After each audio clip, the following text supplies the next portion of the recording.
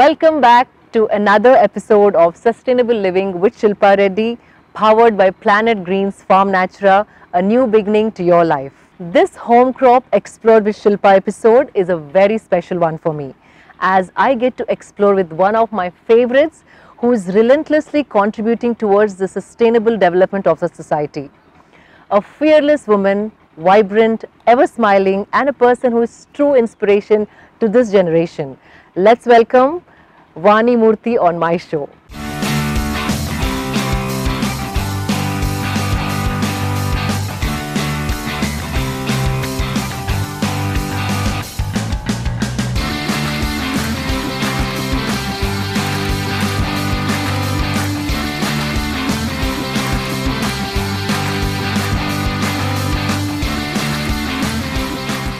A warm welcome to you, Vani Garu. Should I call you Worm Rani or Rani Garu? Because I don't know how this name came to you. I would like to know more about how it came to you. I really don't remember how that name came. Basically, I have been talking a lot about worms. So maybe when I started my Instagram, I was wondering what is the handle name. Okay. So someone must have suggested Worm Rani. So I didn't know for the longest time your name was Vani. Yeah. I must say thank you for accepting our invitation, and I wanted to have you on my show for a very long time. But again, because of the COVID, we knew it was not going to be possible, in the first few months that we started the channel. But again, thank you from the bottom of our heart for being here and coming on my show. thank you. It's an honor for me to be on your show. You're doing so much and amazing. The reach is good. People need to know more about sustainability. So fantastic. I really congratulate you for this show. Thank you so much. Vani Garu, I read one of your interviews that I don't know how long ago was this published, but then in that you said you were an introvert for the longest time of your life. Yes. And it is so hard for me to wrap my head around and even imagine you that way, because now you are a spokesperson at Inc. and TED and many other platforms which are renowned. So how did this transformation happen from someone who was an introvert to someone who you are today? I think trash made the difference. I don't know. Yes, I'm completely a changed person. Probably there was a stage in my life that I needed to find myself. Because I was like struggling with my own self-esteem and all that. But then I did a course which really gave me insights on, how I could just drop everything and, lead a life, the way I want. Right. So I think that's where it broke. And I could see slowly that I was able to explore outside home, the comfort of my home, and started looking at and trash and this garbage and all composting, all that became such an amazing part of my life today. That opened me up a lot. I must give the credit there. But it was almost like a bird out of the cage, like you unleashed so much potential that was within you, and you're out there doing so many things. I read your biodata and I'm like, how many things can you do? I mean, you've done so much, and I'm going to explore all of that in the coming few minutes. But before that, I wanted to ask you, how was your childhood? Like, what was Vani Garu as a child, and how was your upbringing? Well, I was born in Bangalore, but I was raised in Hyderabad. Yes, not many people know Yes, I am about from it. Hyderabad. Yes. So after marriage, I went back to my birthplace, Bangalore. We had a colony life. My dad was working in HAL, Hindustan Aircrafts.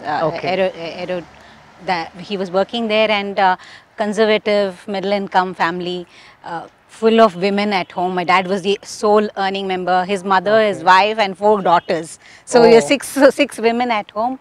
And at the same time, my dad was very liberal. He would let us explore.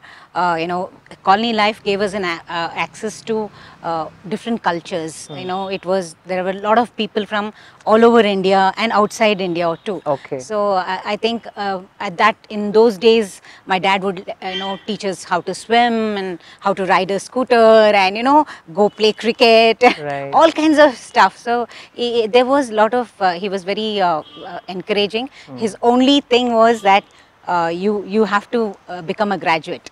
Because he okay. wasn't a graduate, so he wanted us daughters to become graduates. That was his only demand from us. How Otherwise, sweet. he was so loving and giving. And I have a twin sister who was she still is my rock. Okay. The one who stands by me and helps me. She very, very protective towards me. Okay. So that's the kind of childhood that we grew up. Lot of fun in our own bubble. Not much of outside influence as such. So we were very happy being together in our little home. Yeah. So you have other two sisters Yes. also who are older to you? Younger. We are the Younger. first born. Oh, the twins Me are and the my first sister born. Lata are first born. Okay. Then I have two younger sisters. So when you started this initiative, like wanting to work and like address social concerns, how was the reaction from your near and dear? Because what you have started is something so different. Working with trash and composting and addressing this concern, I don't think many have even tried in your family. So how did people react around you? I don't even remember in the initial days. It was more about what I wanted to do. So I really ignored what people thought around me. Wonderful. It didn't really come into my my radar that there was an impact. But I used to get teased a lot from my sons. My sons are very naughty, so they keep teasing me for many things. My husband is extremely encouraging and tolerant. Okay. Tolerant, I must say, because my house was an open house. Okay. I had constantly, we had the team, we had meetings in my terrace.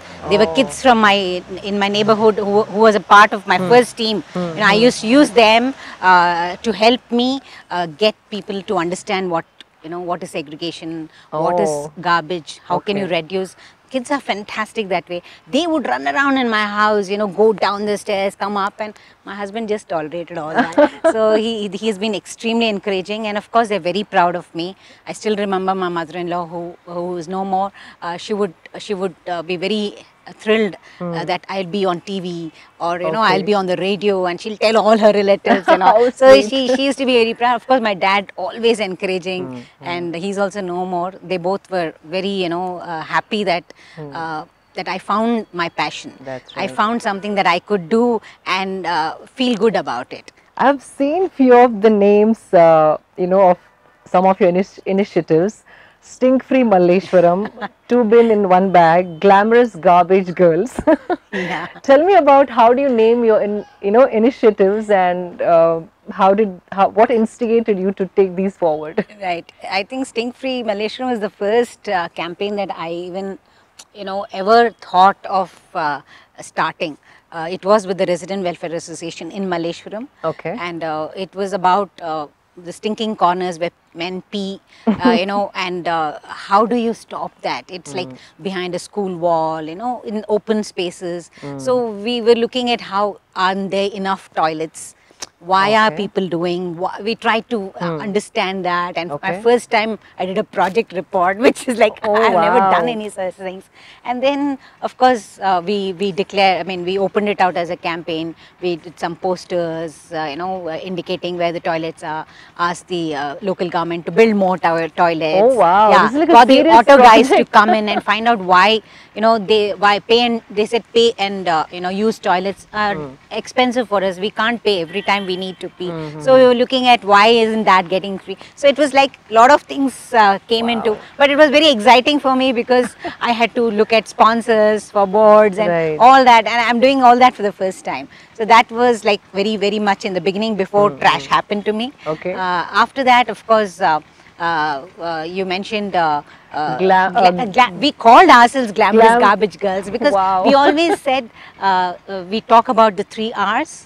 Okay. They reduce, reuse and recycle. Okay. And we are the 3 G's. That is the glamorous garbage girls. Oh, wow. Because we always thought the conversation should be in the drawing room, not in the backyard. Right. Trash should be talked about and discussed as something that is important, and not, Wow.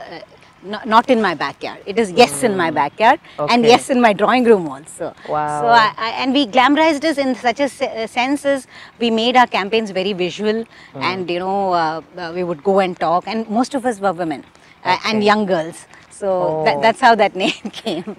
I mean, I really love the names, and I wanted to ask you how these names came about. So after your first project, when did garbage come into your life? Meaning, like, when did you think, and why did you think you have to address this particular concern? It was not what I thought about myself, but I met people. See, the thing is, the biggest difference that it has made in my life is the right kind of people came at the right time, Okay. for all this to unfold.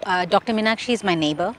She stays right behind my house, and she requested me to help her do certain things, Okay. like the voter list correction, because the voter list was very badly kept, and she said that we need to, as citizens, try to correct it, because the voter turnout is so poor because the rolls are not kept well. So together we did a project which was an amazing. We took one booth and we really cleaned up the booth, went house to house, enumerated, and we did a lot, and we gave the election commissioner, why it is kept so badly. So that campaign made me understand that I have something that I can contribute. I can, go out of my house. Right. And she was the one who was, constantly encouraging me to learn about computers, Oh. having email. Okay. And, she was the one who's like, she's a vibrant woman. So Okay. a lot of energy. So under her, I think I started understanding things and wanting to do things. So, and also there was a campaign called WOW, Wealth Out of Waste. Yes. And that's the campaign that first introduced me to what trash looks like, what happens to trash. Okay. There was, they said that they are recycling paper, and the one thing that stuck in my head is that if we recycle every bit of paper, it's not newspapers and magazines. In Indian custom, we don't Yeah, throw it's them in only- trash. yes, It is yes. every bit of paper. So if we could recycle it, if you recycle 1 ton of paper, you save 17 trees from being cut. And Wow. that was like, something that stays with me even till today, that Okay. every bit of paper can go back to recycling. Okay. And also they said they were importing, huge amounts of garbage from outside, using foreign exchange to pick paper for recycling. Oh. So why not, generate that from people? So that's the campaign, that go house to house and House. ask everybody to save every bit of paper. A cinema ticket, even a bus cinema ticket? Yes, bus ticket, every Oh. packaging. So that was the campaign. We gave 2 bags. One you put all the papers, bits of papers. Another one you put all the plastic. Okay. So and they would come and pick it up once a fortnight. So that Okay. was my first introduction. And then we met Vellore Srinivasan. That was like opening out a zero waste, understanding what is zero What waste. is zero waste? We went to Vellore, met him, saw his zero waste models, came back to Bangalore. We had a seminar, and then a lot of people were called, and the people who came there, who really wanted to meet each other often, became SWMRT. Oh, Yes, okay. that's how it started. we evolved to become a team which was concerned, who became the practitioners. They all practice what they What want they the want. city to have. Okay. So we talked about decentralized waste management. We went and visited the landfill. That was a turning point, because I will always recommend people to go and visit landfill, because then you know what your trash is doing to the environment. Right. So it's so important, So we got all our municipality people to go and visit the landfill, so that they Okay. also understand that Oh. why the city needs a decentralized waste management. You cannot dump Right. all your waste. So Right. that's how trash. I mean, we always say we dived into trash. We are still not surfaced, because we just scratched the surface. It is a long way to go. We don't have a magic wand to change. Correct.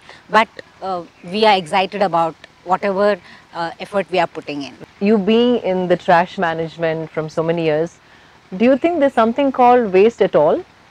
Yes. Yeah. We were generating waste all the time.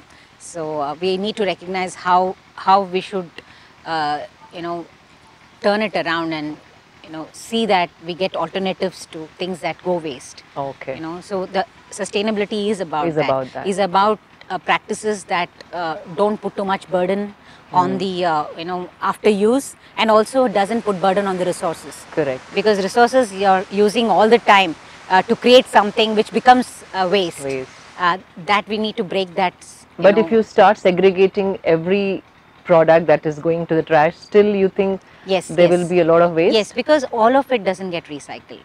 Recycling industry is not very very cheap. It is very expensive, right. and only good plastic, clean plastic gets recycled. That's so right. if you think that every wrapper that you generate, I'll keep using things which are non-recyclable and send it to recycle, he's just going to dump it. That's so right. So segregation is important, but at the same time we need to look at we need to audit our waste and see what are recyclables and are they clean, are they worthy sending it to the recycler, right. and then then check out what can I reduce, right. because reduce is the first one. So we say refuse before the 3 R's. We put the first R is refuse. Okay. So refuse anything that is used once and discarded. Okay. Refuse anything that's not going to be recycled. So it has to be a lifestyle change, right. and it is a change that should last for the rest of your life. That's sustainability. That's right. It's not like I've done it because there was a pressure or there's some kind of peer pressure. Correct. And I do it, and then I realize that it's too overwhelming. Right. So my advice to people is, don't overwhelm yourself. Start small. Start at one practice, stick to that practice. Right. Like the bottle, you're carrying your water bottle. So you wherever you go, you carry, so that you can refuse the plastic bottle. That's right. So that's important. That's a practice that we need to. So for it, I celebrated my son's wedding last year, and we tried to make it as zero waste as possible. Wow. So we know there were no plastic bottles, nothing disposable. It was only the banana leaf that was disposable. Wow. That also went for composting. Yes, we I'm diverted. sure. So it was like almost a zero waste wedding.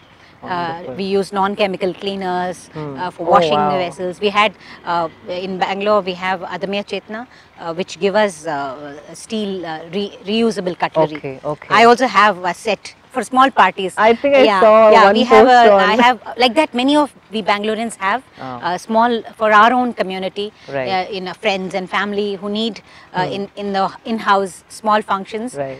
We lend it out so that we help them avoid buying things that will become discard afterwards. I was really impressed about Swachhagriha. Is that Swachhagriha. Swachhagriha, where you mobilized almost 10 lakh citizens to compost 1 week's kitchen waste. Yeah. How did you do that? How did you get so many people come together? That was our campaign. Okay. That was our SWMRT campaign. Okay. I was the face of it, so because I talk so much about composting, they made me the face of the campaign. It was our first kind of what do you call a proper campaign. Okay. There was a jingle, and then there? we used social media to put it out and get more and more people. So we had a kit that was given to people who would take it across and do workshops and show people how with a kit how you can do. So the thing was 1 week challenge. Okay. We talked about the ice bucket challenge. It went viral. People were putting ice on themselves. It was hardly any, you don't get any results. So we said, when people could do that and make it viral, why not we ask people to try out 1 week of don't send your kitchen waste for 1 week. This is the kit. Take it, give it a try. Okay. See if you have problems with it. Is space a problem? Is time is a time, because people have all these around composting. It's time consuming. Where do I keep it? Will I have the will it have creepy crawlies? Correct. So or will it be very stinky? Right. So all these we wanted people to try it out for 1 week, and it was very successful because the kit was very well done. We had microbes in the browns which helped the decomposition faster. Yeah. So you sold those kits, or? Yes, it was at a very small price. Yeah. People could buy it. Very nominal. Yeah. We had vendors. SWMRT is not in the sale as such. Okay. We had vendors whom we would recommend, who made these kits. So in Bangalore, there were so many vendors that have come up now. Right. It's become a good business for Wonderful. people to enter now. Right. So sustainability, waste management, composting, all have become now like buzzwords around. Right. Yeah, a lot of entrepreneurs have come up. Come up, there. yes. I personally feel mobilizing communities is one of the most difficult thing, and especially when there's no, immediate monetary benefits. People don't spend their time and energy, and you are all so driven. Uh, what keeps you driving? I mean, what keeps you going, and what propels you? I think the excitement of this, because I always see hope. Because to me, I'm very excited in this space because I know there is a difference that I'm making. Correct. You have to believe that every little action that you take, that you are making a difference to this planet. Right. And like always I say that, there are generations ahead of us. Don't we want to leave this planet a little cleaner, little greener? Absolutely. I think that it is we are duty bound to do that. So if we could look at what waste is generating, what kind of problems it is creating, climate change, everybody talk about Right. it. So why not start from where you can? Correct. In your own homes, what changes can you make? As a person, what changes can you make? Right. I think these became very important. So for me, that kept me excited. Composting makes me very excited. And talking about it is like one step above. So it's like, I share. When people call I'm an expert, no. I'm not an expert because I don't teach things. I just share my practices. So, and it is a part of me. Right. That sharing is just a part of me, and that keeps me, I think, happy and, wanting to continue Right. for as long as I can. Are you spiritually inclined?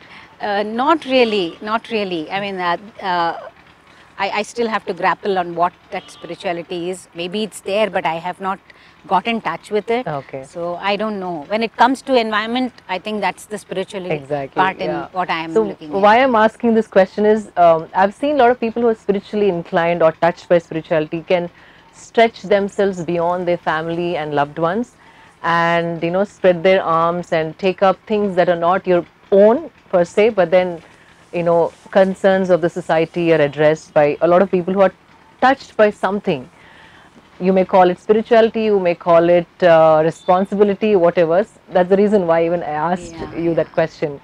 And having said that, many people, we're all aware of what to do, what not to do, but either because they're crunching for time or they're not sensitive enough to feel for the planet like how they feel for your own child or your dog. So how do you sensitize? Like, you must have dealt with so many people, trying to convince them, trying to educate them or share your knowledge and wisdom. Yeah. So what's that point where you can propel that person to take that extra step forward? I think I found one way is bombard. So I don't know, it's at the back of the mind. I have got so many people telling me, thank you for the reminder. Because every time I put something up, they want to take the action, but it has not happened. But I'm constantly throwing it out through social media and reminding them. So I would always think maybe they'll get bored, but then I say I don't care, because there may be 100 people who are first time they'll be Right. seeing it. Absolutely, So yeah. so that I think. That's one pleasure that I get, that I can bombard and still not get trolled or Okay. because that's the new thing now happening. Right. People genuinely love me, and I feel so grateful for that. Absolutely. So I think social media has played a big part. The way the response that I get Correct. from whatever I post or whatever I say, if I go and talk at a group of people, they really get clued, because I'm not trying to convince anybody here. You're just I talk showing out what of my you're- passion. Correct. I talk with conviction. I Right. talk with practical knowledge of what I'm doing. Right. You ask about the science behind composting? I don't know anything about it, but I know the art of composting. Right. I know that composting is an exciting thing. Just to see that you're creating a living soil, Right. that should excite you, that millions of microbes are there. Absolutely. And food should be grown there. Today, seeing the kind of chemical usage in our agriculture, I think everybody should get in touch with this, because for me, composting gave me access to grow food. And Yes. then seek for food which is good for your body, which is Right. good, which is the one that you should be feeding. Correct. We do so many things. We spend money on holidays, on buying the best houses, cars, but when we come to food, why are we putting Yeah. rubbish into our body? Absolutely, yes. So that's where I think, when you connect people and you talk with that, when you share with that kind of deep wanting people to look at this point. Right. I think I'm not convincing anybody. Yeah. It just translates. They see It the translates honesty, Yeah. with which you speak. I think no matter what happens on social media, I've noticed that when you're honest, people can see through it. Yeah. And I think you've gained amazing followers who are genuine, who really love you for who you are. I feel blessed. I feel Absolutely. blessed that I found this kind of platforms that Right. give me it recharges me, because I'll continue being in the space only because of that. If that was not there, I think it'll die, because I'm talking the same thing again and again. Many people ask me, Right, right. I'm saying the same thing for the 10 years. 10 years I've been saying the same things. I could have just been totally burnt out, because Right. but what keeps me going continues to stay in that, because that's the introduction space. Right. You cannot talk too much of funders, because Right. people are still trying to understand, grapple with waste or whatever. That's right. So Wow, yeah, that's yeah. a beautiful way to look at what you're doing. So, Vani Garu, you were one of the 100 women who has been recognized by the central government by the Department of Women and Children Development. So, that's a huge honor. And how did you feel? And all your awards and accolades, do they have an impact on you as a person and on the work that you do? I don't know, it was long back, I think. It is again, people have nominated me, and Okay. they shared and asked everybody to, nominate me. So I think over a period of time, in that time I was, on Facebook. Okay. So I think that's the nominations got me that slot within 100. So I don't know what impact it was. Till you referred, I had completely forgotten about really? it. Yes, yes. So yeah, awards and recognitions are just what people give out of, I feel, out of love. And I feel very privileged and honored when they call me and say that we really recognize what you've done. So that recognition is good in a way, because to me what is getting recognized is what is so important. Right. It's about practices that we all can inculcate in our homes, in our lives. Right. That's the recognitions. It's not me. Yeah. So for me, it's directly that it will again one Impact notch many up. others. Yeah, Oh. it'll go to another platform. Probably more people will talk about it. So Oh. I'm just happy that whatever recognition comes, it is good for the work that we are doing. Right. Guess what, guys? On a personal note, I was talking to Vani Garu and she revealed something which is so cool. I want to make her say it. And this is something to do with sport. We don't want to miss this point, Vani Garu. To say that I played cricket in my Yes. younger days. And- That looks like some other janma. So, yeah. So my twin, she was crazy about cricket. Okay. And because we were twins, my father said that we have to be together. So he wouldn't let her go to practice or play if I don't accompany. So by default, I started playing cricket. Wow. And those days, I think there were very few people, so I was in the state team, Osmania University's team. You were just making it sound So it's like easy. we would open batting, both of us. We had good understanding. I don't want her to get out. We would take cheeky singles and all that. So we had some record partnership also at one point in some league match. Wow, this is all getting forgotten. better. This is getting better. Yeah. Wow. So yeah, it was fun those days. We used to confuse people because we were twins. There was one incident when I opened, and when I got out, she came in. Okay. So they didn't see. They just saw me. Same person has come back. It's Okay. like So that team was going and telling the umpire that the same girl has come back. Then the umpire laughed because he knew that we were you were twins. twins. So it was a new team, and it's Okay. some college league that we were playing. So we used to confuse people. But we are proud of you playing for state level in Yeah. Hyderabad. Yes.